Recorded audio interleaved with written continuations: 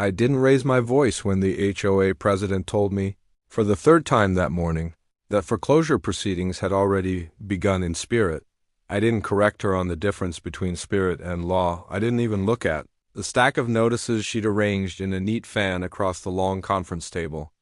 Instead, I slid a single bound packet toward the center, resting my fingertips on its smooth cover for a moment, feeling the faint grain of the paper beneath my skin.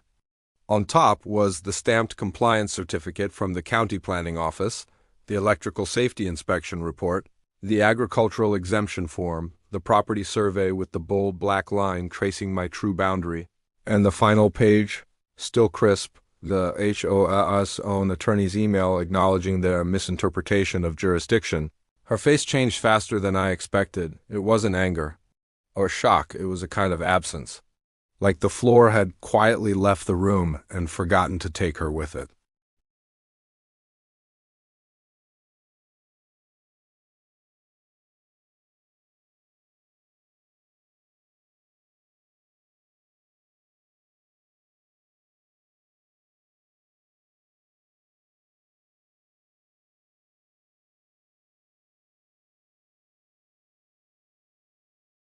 The irony was that I never wanted to install any kind of fence at all.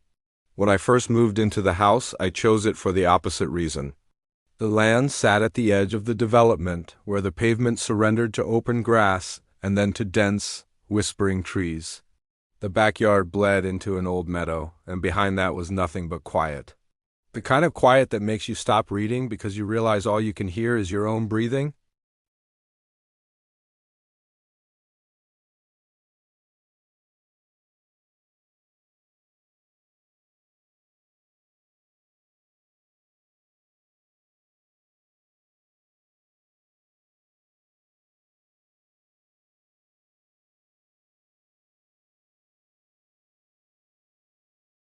Anything. I just wanted to live without being noticed. It worked at first.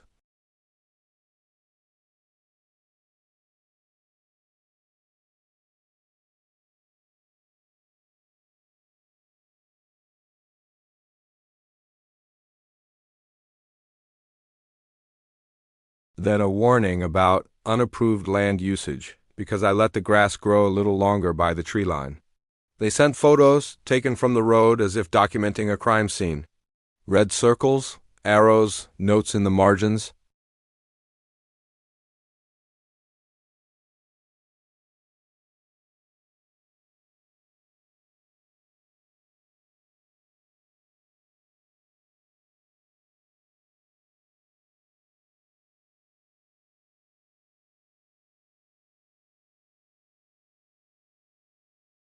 I attended the first HOA meeting under flickering fluorescent lights, seated between a retired man who smelled faintly of peppermint and a quiet woman who kept her arms folded like a shield. The HOA president sat at the head of the table in a tailored blazer, her acrylic nails tapping out a persistent rhythm.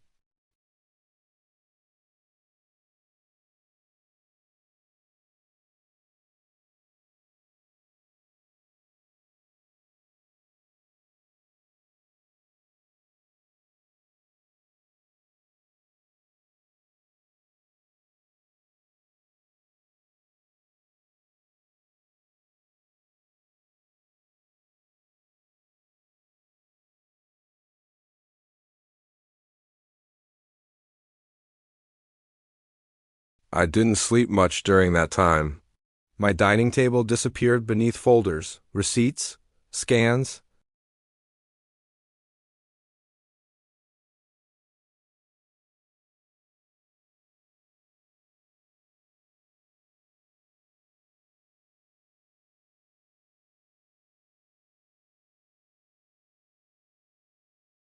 It was marked as transitional agricultural buffer under a decades-old ordinance, maintained privately but exempt from association restriction unless voluntarily reassigned.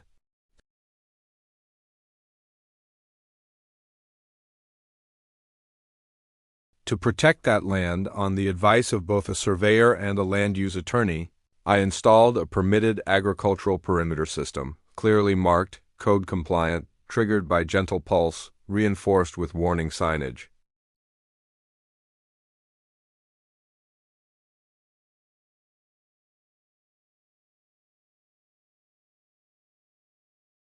What the HOA called an act of defiance was actually a full legal compliance process: inspections, permits, engineers, receipts.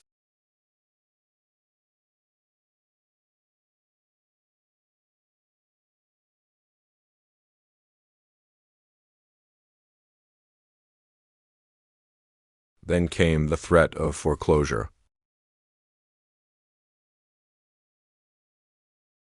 "You installed infrastructure on land we govern," she said weakly.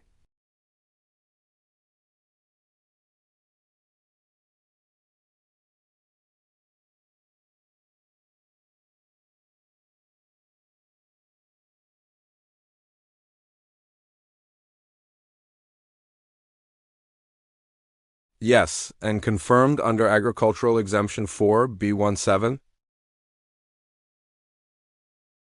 He looked at her for a long, silent moment. The word authority cracked the room open. Within 2 months, their case collapsed in court. Not just collapsed, reversed.